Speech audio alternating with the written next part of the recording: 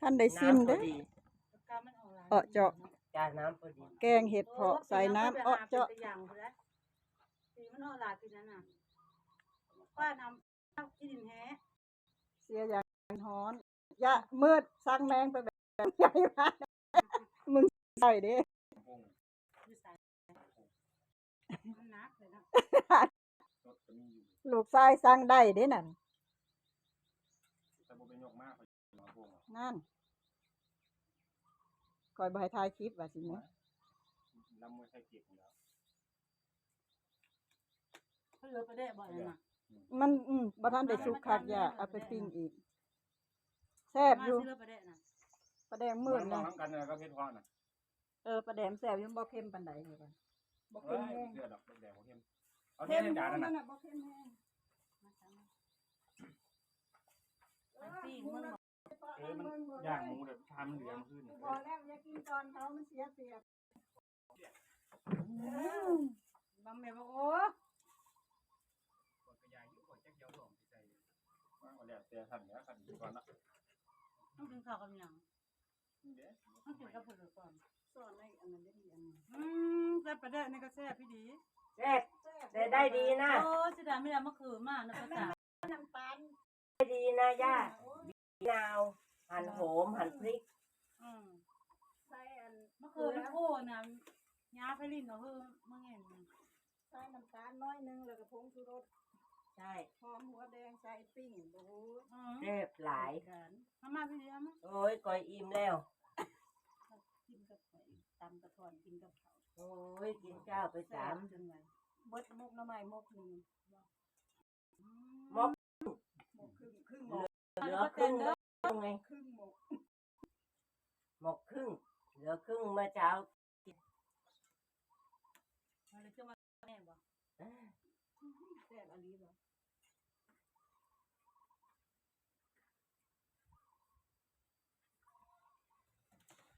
มาแล้วเสียงเปิดประตู ตามแพงมาเด้อ ตั้งยาวตัวกลัว เอาประตูกวน ก็จะเอาน้ำไปดูว่า ถ้าหมาใหญ่ไม่เห็นเห็นก็ต้องน้อย ก็รู้นั่นแหละมักนอนอยู่ข้างหลัง ไม่น้อย ตัว มักตัวมักไม่เห็นมันจะน้อย เย็บแนบไปอยู่ตะกั่วขัง มาวันแรกเขายังไม่ค่อยหอม น้อ นะ ยฟังไปด้วยปลา เขาได้กลิ่น ปลาจะรู้ เขาได้กลิ่น ชื่อบักมืดไม่เห็นบักมืดห้าวมันเป็นภาษา รู้แล้วทำไมลุงเสือไม่กินข้าวกับเราเมื่อกี้อ่ะเกโลแกงเห็ด ที่แรกมันจะคนครบ ก็ผาย เบิดล่ะ 3 ตัวก็ผาย ไม่เหลือจักกระตัวหนึ่ง โอ้มันรักปล่อยแล้วบ่มีเกียรติทำมือใช้จัง หนูบอกว่าจะซื้อ2 ตัวนี้เอาไปปล่อย โอ้ปล่อยก่อนแล้ว หายไปเลย แมวเลย น่าจะแมว แม่ประดาความ อีกตัวหายไปไหนจำปี ไปกับผู้บ่าว ไปผู้บ่าวหรือว่าหมาไล่หายสูง อยู่แถวนี้นะครับ มันอันทำมันกับมันเราไปทำมันด้วยกับมัน มันผีนะเดี๋ยวโอ้ แบบแกงเห็ดเผาะแซ่บ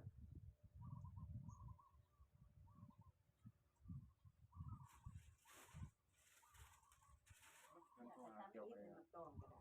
หืม มันตัวหาเกี่ยว เสียวเมียตัวหาเมียเดี๋ยวฉันจะแกล้งพูดพี่บ่าวค่ะ ที่มืด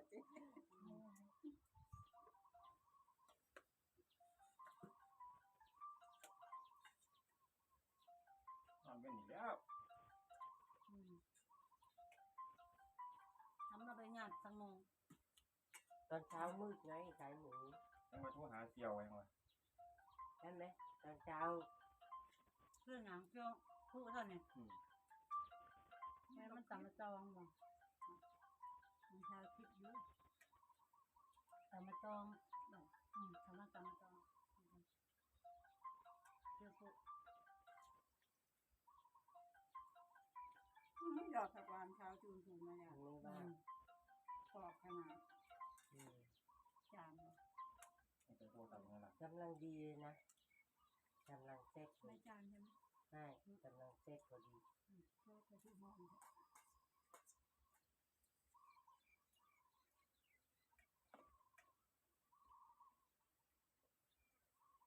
ดอกไง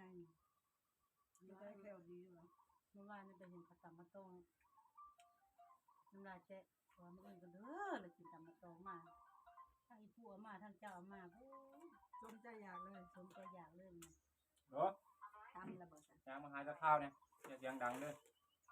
ยางมาหาจะข้าวเนี่ยอย่าเสียงดังเด้อบ่ะไปลอยยางมา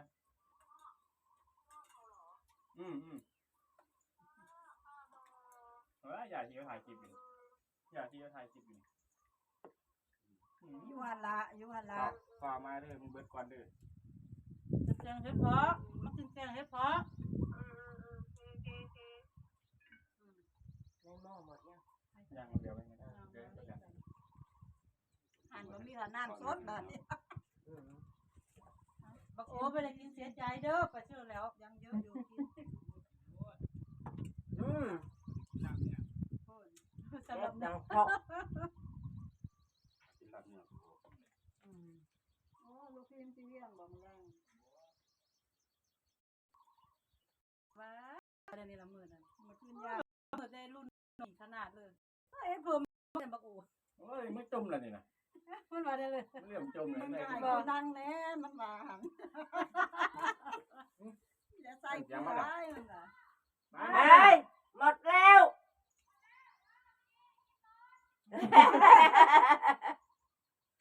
เสียงมาได้ พี่ดีกว่าจะได้กลับอ้วน มาเร็วมาเร็ว กินอะไรกับแซ่บนะใส่ล่ะ เขาไม่ร้องเดี๋ยว ตู้เย็นมีอยู่เด้ มันนิบไปอยู่เด้อข้างหลังข้างใต้ก็มี นั่นนั่นได้ทุก เอาอิ่มแล้วติ เจ้าละครับ หน่อยนึง ตื่นเสียงประ อั เต็ น น นี้ก็เอาตื่นเสียงป้าเต้น คือเสียงน้องไผ่ ลูกกองจังเอาไว้บาดนี่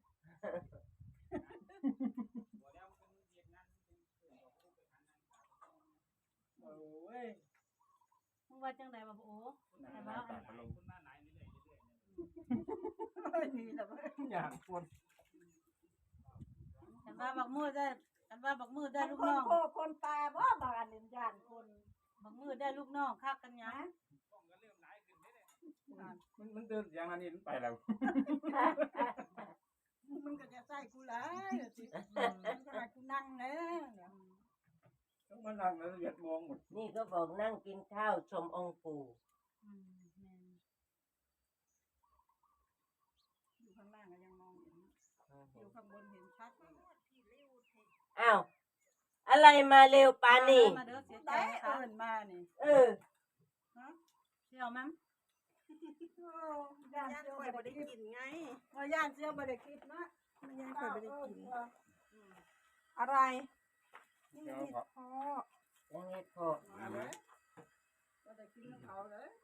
ลูกเสือลูกเลยนั่งกับไปก่อน คอยก็ลุกแล้ว คนจะลูกแล้วบ่ คอยที่กินยาไปนอน น แล้ อ วน ไผบอกมาทราบอ่ะนอนอีกแล้ว ไม่ไม่ รอบที่3แล้วไปนอนเนี่ย วันนี้ต้องนอนจริง ยามานั่งข้างลูกเจ้า ๆไม่ไหวเดี๋ยวย